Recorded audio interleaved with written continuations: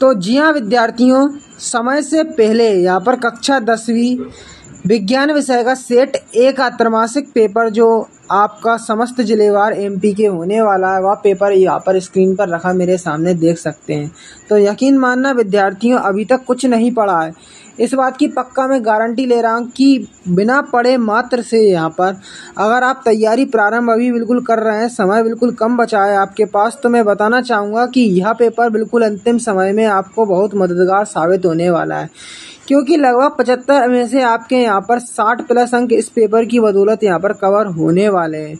परंतु यहाँ पर पूरे 75 में से 75 अंक लाना चाहते हैं तो आपको यहाँ पर सेट बी भी लगाना अति आवश्यक होगा। तो सेट बी की वीडियो नेक्स्ट यहाँ पर वीडियो के माध्यम से आपको बताएंगे। तब तक के लिए आप अपनी आवश्यकता अनुसार चैनल को सब्सक्राइब कर सकते हैं, ठीक है। तो यहाँ पर अपन सेट ए का यहाँ पर विज्ञान विषय का 10वीं का त्रैमासिक परीक्षा का संपूर्ण सॉल्यूशन देखने वाले हैं। तो ठीक है, आप निर्देश बाकायदा यहाँ पर लिखे देख सकते हैं, ये आपके दर्शाए हुए हैं, ठीक है। इनका स्क्रीनशॉट ले लें एक बार। देखो विद्यार्थियों, फर्स्ट क्वेश्चन है जल का पीएच मान होता है। तो देखो जल का जो पीएच मान होता है वह आपका 7 होता है, ठीक है। नेक्स्ट अगला क्वेश्चन है कि Fe2O3 प्लस 2Al डैश यहाँ पर Al2O3 प्लस 2Fe दी गई अभिक्रिया किस प्रकार की है। तो संयोजन, वियोजन, विस्थापन अभिक्रिया, द्विविस्थापन अभिक्रिया। तो इसका आंसर होगा विस्थापन अभिक्रिया। प्रकाश संश्लेषण की क्रिया पौधे किस भाग में होती है। तो देखो जड़ में होती है, तने में, फूल में या पत्ती में। तो देखो क्या होती है यहाँ पर मैं बता दूं, पत्ती में यहाँ पर यह आपको देखने को मिलेगी, ठीक है। अब दो न्यूरॉन के बीच की संधि कहलाती है कोशिका संधि, तंत्रिका पेशी संधि, उदासीन संधि है सिनेप्सा। तो यहाँ पे एलेक्सा से आप याद कर सकते हैं, सिनेप्सा यहाँ पर, ठीक है। अब लेंस की क्षमता का एसआई मात्रक है मीटर, सेंटीमीटर, डायोप्टर, किलोमीटर। तो डायोप्टर यहाँ पर होगा, ठीक है। अब देखो मानव नेत्र के जिस भाग पर वस्तु का प्रतिबिंब बनता है, 4 ऑप्शन दिए, कार्निया, पुतली, परितारिका या दृष्टिपटल। तो यहाँ पर इसका आंसर हो जाएगा दृष्टिपटल, दृष्टिपटल पर बनता है। निम्नलिखित में से कौन भौतिक परिवर्तन नहीं है, ठीक है। तो देखो भौतिक परिवर्तन कौन सा नहीं है, यहाँ पर देखो खौलते पानी का वाष्प बनना, बर्फ का पिघलकर जल बनना, नमक का पानी में घुलना, एलपीजी का दहन। तो देखो यहाँ पर अगर खौलते पानी का जल वाष्प बनना है, ठीक है, ये परिवर्तन हो रहा है, बर्फ का जल में यहाँ पर परिवर्तन हो रहा है, ठीक है, पानी का नमक में घुलना, एलपीजी का दहन। तो पानी में नमक में घुलना ये आपका ये रहेगा, ठीक है। अब अम्लों का पीएच मान, ये पानी का जल में घुलना रासायनिक परिवर्तन है, ठीक है। अम्लों का पीएच मान होता है, तो देखो अम्लों का पीएच मान आपको बताना है कितना होता है। 7 से कम होता है, 7 होता है, 7 से अधिक होता है, इनमें से कोई नहीं। तो ये आंसर आप मुझे कमेंट में बताएंगे, ठीक है। एक आप पे छोड़ दिया, ये आप खुद से बताना कमेंट में मेरे को, ठीक है। देखते हैं किस किस का सही होता है। देखो जल एक खालिस्तान ऑक्साइड है, जल एक उदासीन ऑक्साइड है, ठीक है। अब देखो शरीर के में उपस्थित अपशिष्ट हानिकारक विषैले पदार्थों का शरीर से बाहर निकलना प्रकरण कहलाता है। तो उत्सर्जन कहलाता है, ठीक है, उत्सर्जन कहलाता है। यह क्रिया किसमें होती है उत्सर्जन की, तो मूत्राशय में। ये भी याद रख लेना, यही पूछ लेंगे, ठीक है। तंत्रिका तंत्र की प्रमुख इकाई होती है, तो क्या होती है, न्यूरॉन होती है। तंत्रिका तंत्र की प्रमुख इकाई न्यूरॉन होती है, ठीक है। अगला देख लो, उत्तल लेंस की क्षमता धनात्मक, ठीक है, और अवतल लेंस की कैसी होती है, ऋणात्मक, मतलब ऋणात्मक होती है, ठीक है। अगला प्रश्न देखो कि आकाश का नीला प्रकाश के कारण दिखाई देना होता है। तो किसके कारण होता है, प्रकाश के प्रकीर्णन के कारण यह नीला दिखाई देता है, ठीक है। अब श्वेत प्रकाश का रंगों में विभक्त होना क्या कहलाता है। तो श्वेत प्रकाश का रंगों में विभक्त होना क्या कहलाता है, यहाँ पर 7 रंगों में विभक्त होना यह कहलाता है, आपका कहलाता है वर्ण विक्षेपण कहलाता है, वर्ण विक्षेपण कहलाता है, ठीक है। अब प्रतिबिंब की ऊंचाई और बिंब की ऊंचाई का अनुपात कहलाता है। तो देखो क्या कहलाता है, ये आपका ये आवर्धन कहलाता है। क्या कहलाता है, आवर्धन कहलाता है, ठीक है।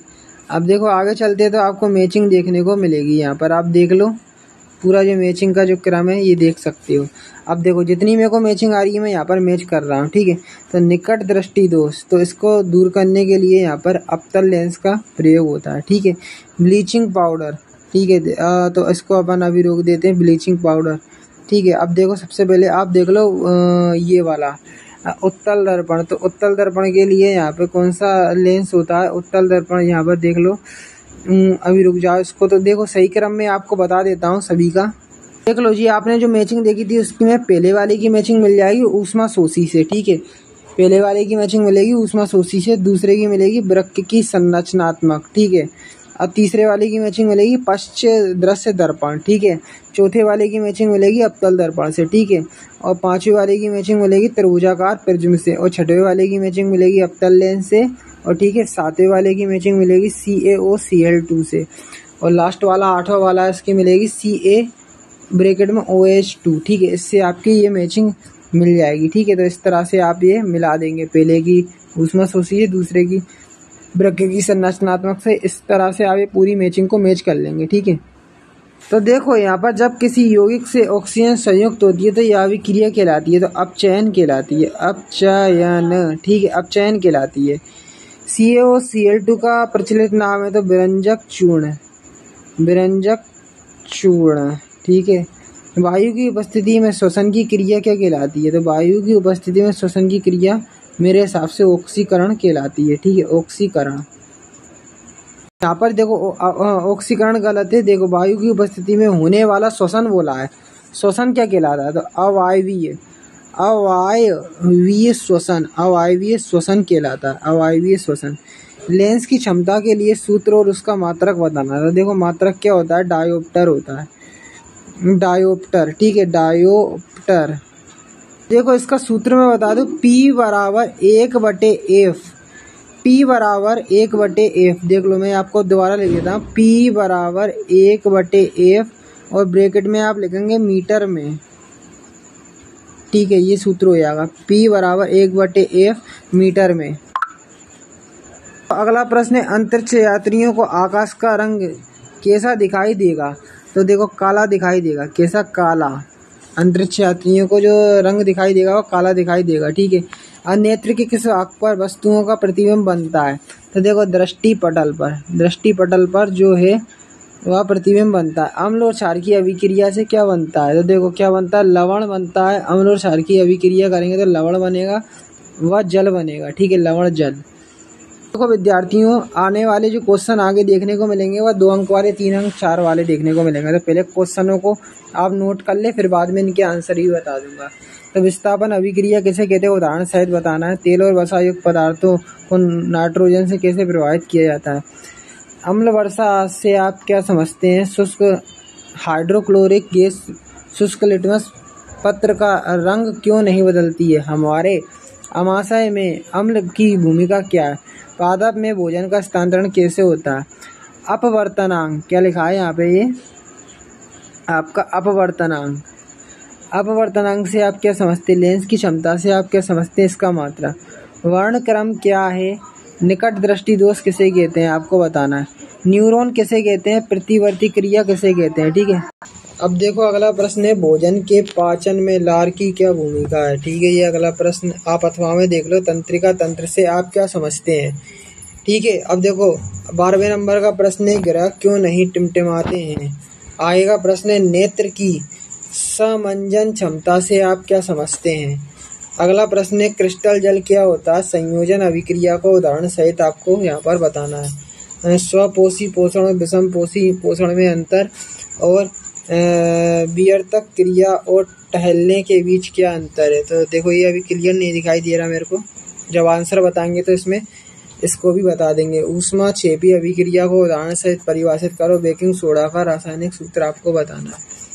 अब अभिकारक एवं उत्पाद से क्या आशय है? किसी रासायनिक अभिक्रिया को पहचानने के 2 लक्षण आपको लिखना है। मानव के उत्सर्जन तंत्र का नामांकित चित्र और तंत्रिका कोशिका का नामांकित चित्र आपको बनाना है।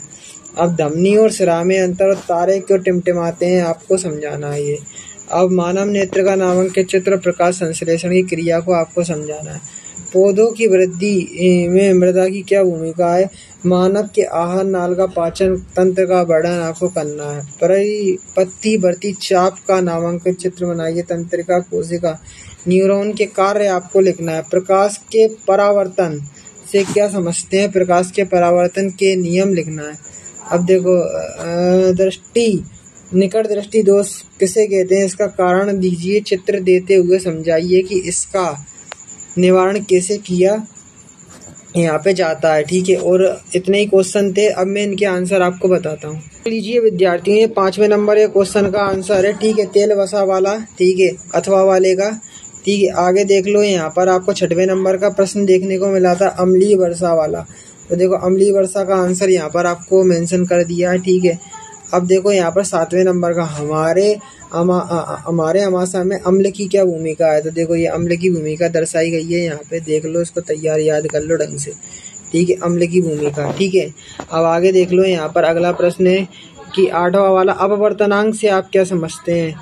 ठीक है, और अपवर्तनांक और प्रकाश की चाल में संबंध। तो देखो यहाँ पर ये दर्शाया हुआ है अपवर्तनांक की परिभाषा। ठीक है, ये देख लो, और इसका फॉर्मूला ये आप देख सकते हो। ठीक है, आगे देख लो, यहाँ पे अगला प्रश्न था 9वां वाला, वर्णक्रम क्या है। तो देखो वर्णक्रम को ये पूरा दर्शाया हुआ है। ठीक है, अब देखो 10वें नंबर का प्रश्न था न्यूरॉन किसे कहते हैं। तो न्यूरॉन का यहाँ पर देख सकते हैं डेफिनेशन दी है। अगला है यहाँ पर 11वें के अथवा वाले का कि तंत्रिका तंत्र किसे कहते हैं। तो ये पूरा यहाँ पर आपको देखने को मिलेगा। ठीक है, काफ़ी शॉर्ट आंसर आपके लिए यहाँ पर उपलब्ध कराएं, तो इनको हल्की हाल याद कर लो। ठीक है, अब देखो 12वें नंबर का प्रश्न है, नेत्र की समंजन क्षमता से क्या अभिप्राय है। तो देखो ये नेत्र की समंजन क्षमता पूरा लिखा हुआ है। अब आगे देख लो, यहाँ पर अगला प्रश्न है 13वें नंबर का कि संयोजन अभिक्रिया।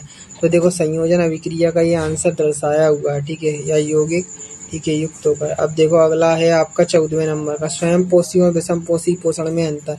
तो ज़्यादा कुछ नहीं, देखो शॉर्ट फॉर्म में आपके लिए आंसर उपलब्ध करा दिया है। ठीक है, अब देखो अगला है 15वें नंबर का कि बेकिंग सोडे का रासायनिक एक उपयोग। तो देखो ये सूत्र है और उपयोग यहाँ पर सोडा बनाने में होता है। ठीक है, अब देखो यहाँ पर 16वें नंबर का उत्तर, प्रश्न का उत्तर, अभिकारक किसी, देखो अभिकारक दिया उत्पाद या प्रतिफल। ठीक है, इसका आंसर आप ये देख लो, उदाहरण भी आप देख सकते हो। ठीक है, ये दर्शाया हुआ है। अब अगला प्रश्न था 17वें वाला कि मानव का उत्सर्जन तंत्र का नामांकित चित्र। तो ये देख लो, उत्सर्जन तंत्र का पूरा चित्र है आपके लिए, देख लो, इसको बना लेना तरीके से। ठीक है, अगला है 18वें नंबर का कि धमनी और सिरा में अंतर। तो देखो धमनी और सिरा में यहाँ पर अंतर ये देख सकते हो, आपके लिए यहाँ पर लिखा हुआ है। ठीक है, अब आगे देख लो आप 19वें नंबर का प्रश्न कि मानव नेत्र का नामांकित चित्र। तो ये बना हुआ है नेत्र का चित्र। ठीक है, पूरा देख लो बढ़िया ढंग से। ठीक है, अब आगे देख लो, अगला है 20वें नंबर का कि मनुष्य के आहन नाल का नामांकित चित्र। तो देखो मुख, जिह्वा, ग्रसिका, यहाँ पूरा आपका दर्शाया हुआ, क्षुद्रांत, बृहदांत, गुदाद्वार, परिशेषिका। ठीक है, पूरा दर्शाया हुआ है। ठीक है, आगे का प्रश्न देख लो 21वां वाला कि तंत्रिका कोशिका न्यूरॉन के कार्य। तो देखो ये कार्य आपको दिए हुए हैं। ठीक है, सभी कार्य आप ढंग से याद कर लेना इनको। अब देखो ये आपका 23वें नंबर का प्रश्न है कि निकट दृष्टि दोष किसे कहते हैं, इसका निवारण वाला। तो देखो निकट दृष्टि दोष का ये दिया हुआ है पूरा, और ये चित्र वगैरह निवारण भी यहाँ पे दर्शाया हुआ है। ठीक है, तो ये पूरे मैंने क्वेश्चनों के आंसर आपको बता दिए। अब देखो आप भी अगर यह वीडियो देख रहे हैं, इस पेपर की PDF फाइल अपने मोबाइल में डाउनलोड करना चाह रहे हैं, तो पहले आप गूगल पर आया, यहाँ पर आप सर्च करें क्लास 10th त्रैमासिक पेपर, क्लास 10th साइंस लिखें यहाँ पे, class 10th science, class 10th science त्रैमासिक पेपर हिमालय सर। तो क्लास 10th साइंस त्रैमासिक पेपर हिमालय सर लिख के ये आप सर्च करते हैं तो देखो पहले नंबर पर ही दिख जाएगा MP board class 10th science त्रैमासिक एग्जाम पेपर 2022 दिखेगा। तो 22 को देखकर आपको भ्रमित नहीं होना है, कंफ्यूज नहीं होना है, क्योंकि क्लिक आपको इसी पर करना है। तो जैसे ही मैं क्लिक करूँगा तो यहीं पर ही आपको 2024 की PDF फाइल यहाँ पर जो है मिल जाएगी। तो थोड़ा समय देना है, जल्दबाजी नहीं करना। पूरी तरह से वेबसाइट लोड होने के बाद नीचे आना है, नीचे आओगे तो देखो फर्स्ट लिंक आपको सिलेबस की मिलेगी त्रैमासिक की 10th साइंस की। तो इधर क्लिक करके वह डाउनलोड कर लोगे। नेक्स्ट जो लिंक होगी वो आपकी रिड्यूस सिलेबस की शो होगी। ठीक है, अब अगली जो लिंक है जो आपने अभी 10th साइंस का पेपर देखा है वो यहाँ पर क्लिक करके डाउनलोड उसकी PDF फाइल कर लोगे। अगर देखो आप ग्वालियर से हो, मध्य प्रदेश के ग्वालियर के निवासी हो आप, और यहाँ पर कोचिंग आप लगे हो, उनका आपको समझ में नहीं आ रहा है, तो देखो ग्वालियर के निवासी हैं तो मैं यहाँ पर उन विद्यार्थियों को ऑफलाइन पढ़ा रहा हूँ। ठीक है, ऑफलाइन पढ़ा रहा हूँ। ठीक है। ऑफलाइन में मैं यहाँ पर सभी विषय उनको पढ़ा रहा हूँ, पर मुख्य रूप से मैथ पर यहाँ पर ज़्यादा ध्यान दे रहा हूँ। ठीक है, मैथ मुख्य रूप से यहाँ पर ध्यान दिया जा रहा है।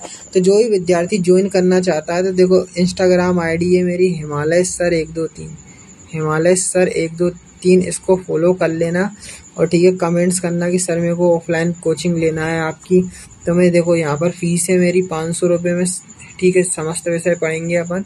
यहाँ पर आप 500 रुपये में समस्त विषय पढ़ पाएंगे। और ठीक है, इसके साथ साथ मैं एक चीज़ और आपको बता दूं कि अगर आप यहाँ से अगर देखो, पक्का मैं इस बात की गारंटी ले रहा हूँ कि जो बच्चे बिल्कुल वीक होंगे उस पर मुख्य रूप से यहाँ पर ध्यान दिया जाएगा।